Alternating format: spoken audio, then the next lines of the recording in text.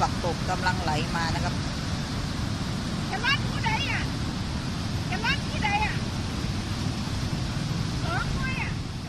เป็นตรงกลางมันเป็นคลื่นน่ากลัวนี่ตรงมันล้าวตรงนี้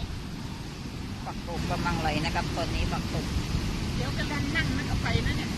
กระลอนใครก็ไม่รู้อ่ะไหนฝักตบกำลังไปนะครับ